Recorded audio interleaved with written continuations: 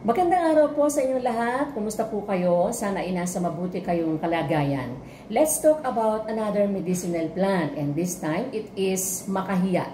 Ito po ang makahiya. Ito po yung ang dahon ay tumitiklop kapag hinahawakan, kaya tinatawag nilang makahiya. Maganda po ang makahiya sa mga may problema sa nerves, yung mga namamanhid ang mga dulo ng mga daliri at parang may tumutusok. Meron pong compound dito sa makahiya na nag-i-increase ng blood flow sa ating mga nerves para ma-regenerate ito.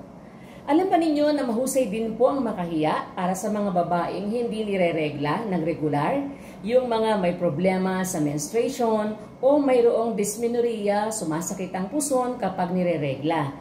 Makakatulong po sa inyo ang makahiya para maging regular ang inyong menstruation kung hindi pa naman po kayo menopause. Ayon po sa isang naturopathic practitioner, kumuha kayo ng isang tasa ng makahiya. Gupit-gupitin po ninyo mula dito sa dahon hanggang sa ugat, isama po ninyong lahat.